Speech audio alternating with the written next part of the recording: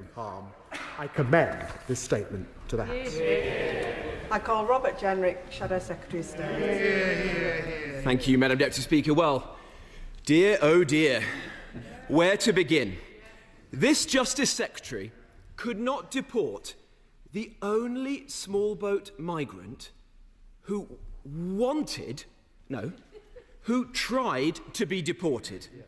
Having been mistakenly released, Hadush Kebatu came back to prison asking to be deported, not once, not twice, but 5 times.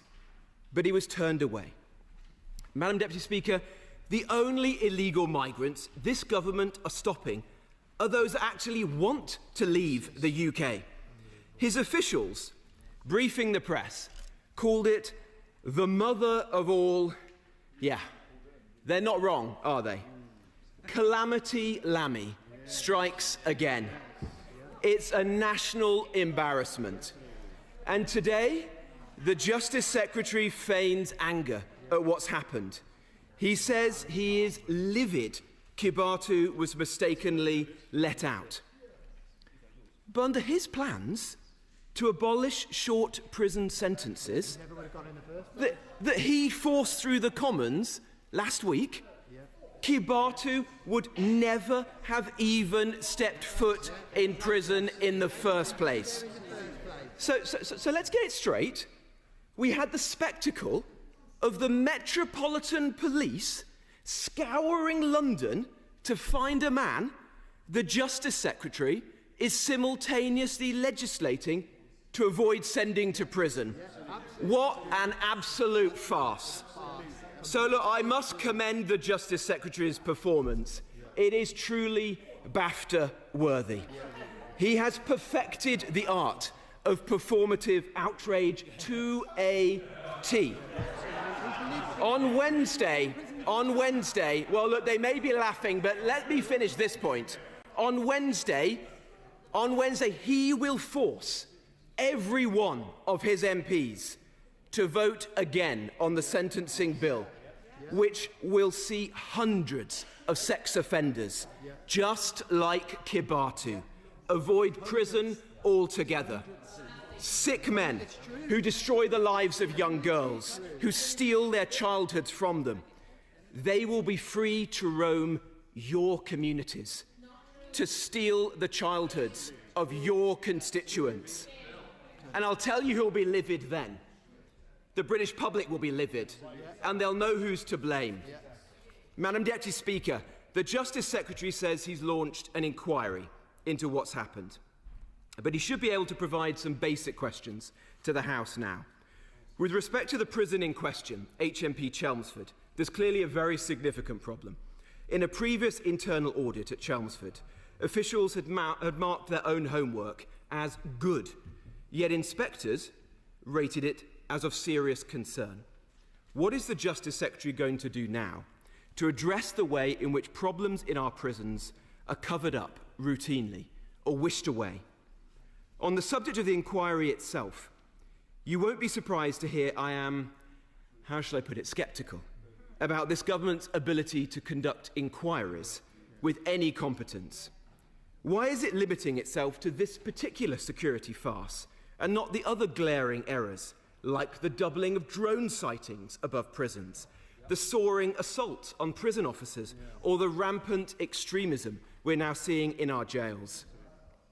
Shocking as this accidental release is, it is not a one-off blunder. It has come to be the norm under this government, as the number of prisoners mistakenly let out early has more than doubled. So can the Justice Secretary tell the House how many of the 262 prisoners let out mistakenly in the year to March were violent or sexual offenders? And how many are still at large? There are now record numbers of foreign nationals clogging up our prisons, more than under the last government. How many of those 262 prisoners accidentally released are migrants, like Kebatu, who were awaiting deportation? Madam Deputy Speaker, can the Justice Secretary give the House his cast-iron assurance that this man will be deported from our country by the end of the week as he promised on the news on Sunday? And if he fails, will he take responsibility and resign? And lastly, on Tuesday, the Justice Secretary blocked my amendment to release the migrant crime data. Does he now finally acknowledge that there is a link between the small boats and crime in this country? And will he call the small boats out for what they are, a national security emergency? Madam Deputy Speaker, this man should never have been in our country in the first place. That's the truth. He should have been detained. He should have been deported. Instead, he was put up in a hotel in Epping and allowed to prey on schoolgirls. Now we learn that some Labour officials privately concede that they were wrong to scrap the Rwanda plan. Be in no doubt, from start to finish, the Kebatu fiasco was a creation entirely of Labour's own making. So I say to the Justice Secretary, there's no point coming to the House today professing to be livid at the consequences of your own policies. The British people, they can see straight through you. This is a serious issue, and that's why there will be a full independent investigation. The Shadow Justice Secretary, I'll give him this, he's smooth. But as my mother would have said, if he was chocolate, he'd lick himself. He should hang his head in shame. The crisis in our prisons that we're faced today is because of 14 years of failure under his government. As they were packing their bags, and he knows this, to leave office, temporary release failures were under his watch. They presided over 17 mistaken releases per month. This didn't happen overnight. It was not inevitable. It was the choices that his party made through 14 years of chaos. They said that they were the government of security and safety. They oversaw rising violent crime and crumbling courts and crumbling prisons. Again and again, they promised 20,000 extra prison places, and they managed an extra 500 in 14 years. They promised to remove more foreign national offenders from prisons. They failed. They promised investment and expansion in the prison system, but budgets stalled. They promised investment in the police, but again, we saw the police cut by 20,000. They promised increases in access to justice. We did not see that. We saw almost the collapse of legal aid. Violence went up in our prisons. Self-harm went up in our prisons. Drug abuse went up in our prisons. And prison officer numbers were cut under his watch. And he comes here and has the brass neck to give the impression that this started just 14 months ago. Let me just pause there. William Fernandez was released in error in March 2021. He was a sexual predator. He raped a 16-year-old and sexually assaulted another young woman after he was let out by prison in 2021. Was there an independent investigation? No, not from their side.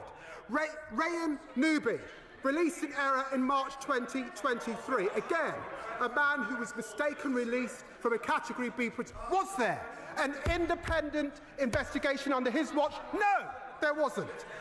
Laura Matavoulis, again released in error in December 2021.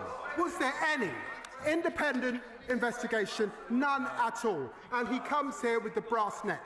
I've asked Lynn Owens to look at this. I've asked her if she can do it in 8 months. Of course, we'll come back to the House when in 8 weeks, when that is done.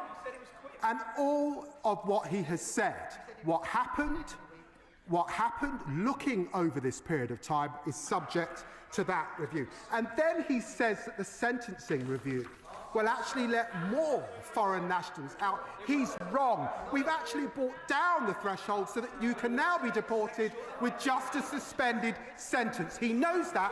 Read clause 42 of the bill and he will understand it properly. Chair of the Select Committee, Andy Slaughter.